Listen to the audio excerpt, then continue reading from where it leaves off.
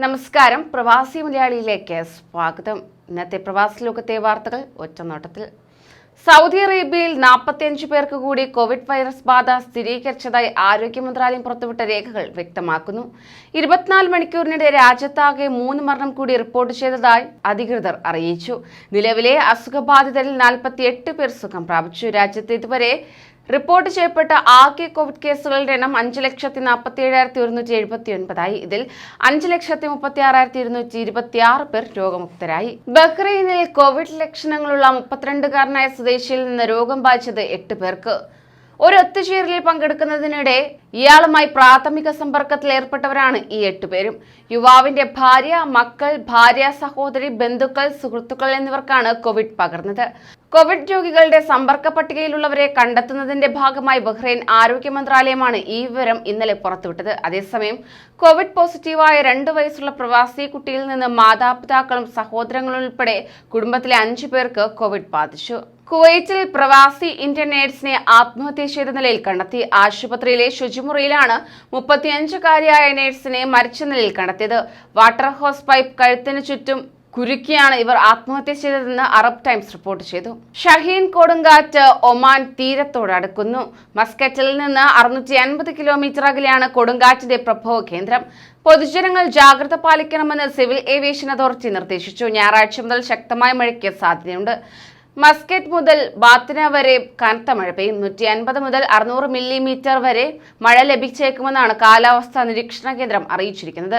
Saudi അറേബ്യയിൽ പൊതുസ്ഥലങ്ങളിലേക്കുള്ള പ്രവേശനം 2 dose vaccine എടുത്തവർക്ക് മാത്രമാക്കി പരിമിതപ്പെടുത്തി.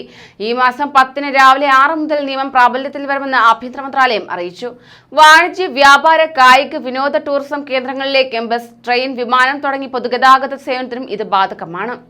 UAE ഗ്രീഷ്മത്തിൽ നിന്ന് ശൈത്യത്തിലേക്ക്. കനത്ത ചൂടിന് കുറവുണ്ടാകുന്നത് രാജ്യം സാവധാനം തണുപ്പിലേക്ക് നീങ്ങുന്നതിന്റെ സൂചനയാണെന്ന് അധികൃതർ വ്യക്തമാക്കി. അതേസമയം മൂടൽമഞ്ഞ് സാധ്യതയുള്ളതിനാൽ തന്നെ വാഹനയാത്രികർ ശ്രദ്ധ പുലർത്തണമെന്ന് നിർദ്ദേശിച്ചിട്ടുണ്ട്.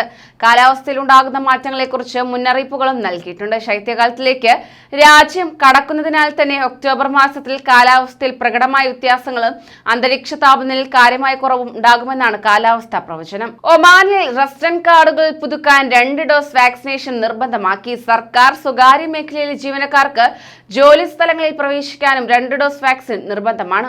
ഒമാനിൽ ജോലി സ്ഥലങ്ങളിൽ പ്രവേശിക്കുന്നതിന് വാക്സിൻ നിർബന്ധമാണെന്ന സുപ്രീം കമ്മിറ്റിയുടെ തീരുമാനം ഒക്ടോബർ 1 നിലവിൽ വന്നു. ഒമാൻ സർക്കാർ അംഗീകൃത കോവിഡ് വാക്സിനുകളാണ് എടുക്കേണ്ടത്. കോവിഡ് വാക്സിൻ സ്വീകരിക്കാൻ ആരോഗ്യ പ്രശ്നമുള്ളവരെ ഉത്തരവിൽ നിന്നും ഒഴിവാക്കിയിട്ടുണ്ട്. സൗദി അറേബ്യയിൽ കോവിഡ് വാക്സിനേഷൻ പൂർത്തീകരിക്കാത്തവർക്ക് പൊതുസ്ഥലങ്ങളിൽ പ്രവേശനം അനുവദിക്കില്ല. 2 ഡോസ് വാക്സിൻ എടുത്തവർക്ക് പൊതുയിടങ്ങളിൽ പ്രവേശനം നൽകില്ലെന്ന് ആഭ്യന്തര മന്ത്രാലയം അറിയിച്ചു. വിമാനയാത്ര, പൊതുഗതാഗത സംവിധാനങ്ങൾ ഉപയോഗപ്പെടുത്തിയുള്ള യാത്രകൾ, വ്യാപാര, വാണിജ്യ, സാംസ്കാരിക, വിനോദ, കായിക, ടൂറിസം സ്ഥാപനങ്ങളിലെ പ്രവേശനത്തിനും വിലക്കുണ്ടാകും. 2 ഡോസ് കോവിഡ് വാക്സിൻ സ്വീകരിച്ചവർക്ക് മാത്രമേ ഇവിടങ്ങളിൽ പ്രവേശനം അനുവദിക്കുകയുള്ളൂ.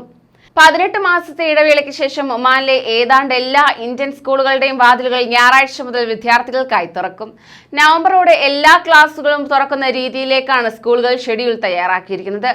മസ്കറ്റ് മേഖലയിൽ വാദി കബീർ ഇന്ത്യൻ സ്കൂൾ ഒഴികെ ബാക്കി എല്ലാ വിദ്യാലയങ്ങളും ഞായറാഴ്ച മുതൽ ക്ലാസുകൾ ആരംഭിക്കും. വാദി കബീർ ഇന്ത്യൻ സ്കൂൾ 6-ാം തീയതി മുതലാണ് ആരംഭിക്കുക. സ്കൂളുകളുടെ സൗകര്യവും സാഹചര്യവും അനുസരിച്ച് ക്ലാസുകൾ തുറക്കാമെന്ന നിലപാടിലാണ് school board of directors. Real estate, cinema, profession മേഖലയിൽ കൂടി സൗദിയിൽ സ്വദേശിവൽക്കരണം പ്രാബല്യത്തിലായി. 2 മേഖലയിലെയും ഉയർന്ന തസ്തികകളിൽ സൗദികളെ നിയമിക്കുകയാണ് ലക്ഷ്യം. ഇതുവഴി സൗദികൾക്ക് 11,000 ജോലികൾ ഉണ്ടാകും. സൗദി അറേബ്യയിലെ തൊഴിലില്ലായ്മ നിരക്ക് കുറയ്ക്കാൻ ലക്ഷ്യം വെച്ചാണ് പദ്ധതി. സിനിമ പ്രൊഡക്ഷൻ മേഖലയിലെ ഉയർന്ന തസ്തികകൾ സൗദികൾക്ക് നൽകുമെന്നാണ് അറിയപ്പെടുന്നത്. കൂടുതൽ പ്രവാസി വാർത്തകൾക്കായി ഈ ചാനൽ സബ്സ്ക്രൈബ് ചെയ്യൂ.